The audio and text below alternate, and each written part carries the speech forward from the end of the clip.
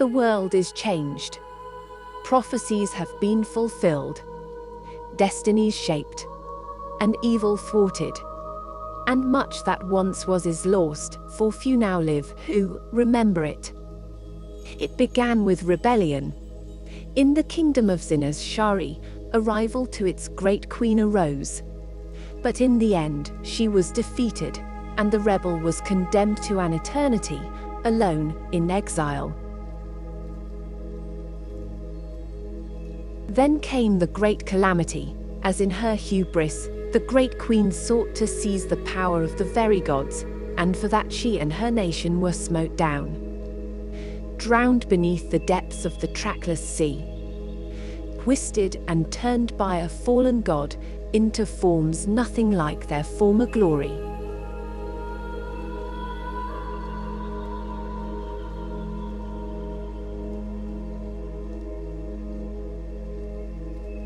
Centuries passed, and the glory that was Zinaz Shari faded into myth and legend.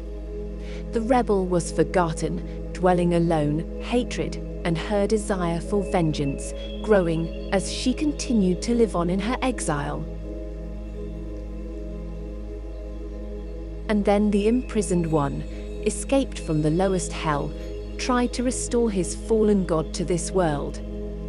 The great queen, seeking vengeance upon those who smote her down, sided with the imprisoned one, and along with the fallen house of the demon elves, came near to succeeding in bringing their fallen god back into the world.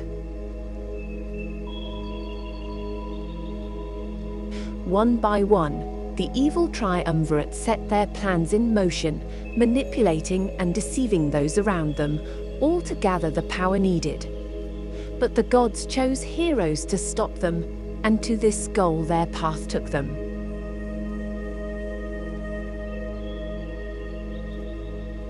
To succeed, though, the gods' chosen heroes needed the aid of the rebel, and so they met her price, defeating her jailer and ending her exile. In the end, the evil triumvirate was defeated, their fallen god destroyed forever.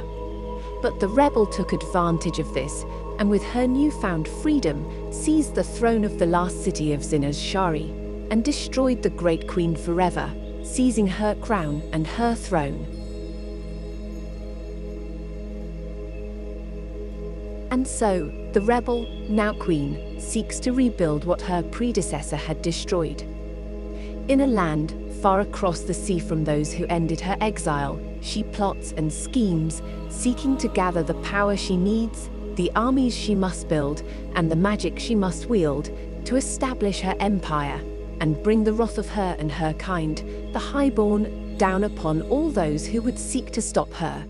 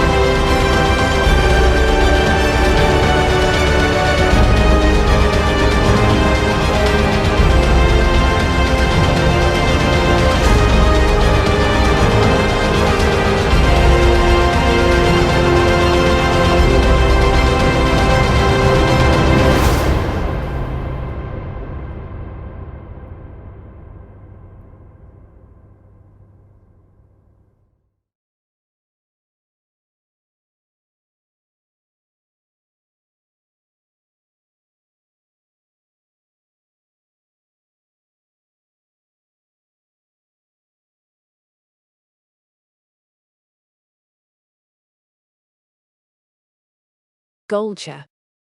Once a sleepy little hamlet, vast amounts of riches being discovered has changed the village into a thriving town over the last few years.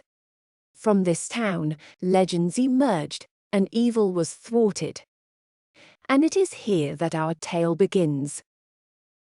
A caravan is scheduled to depart from this town, destined for Baldur's Gate. 3 wagons, carrying riches in minerals and gemstones, taken from the earth. Led by Jasmine Ilderim, daughter of the owner of the trading coaster which backs this caravan, it requires protection. And so a call has gone out for caravan guards to be well compensated for their time on the journey and for the dangers they will face.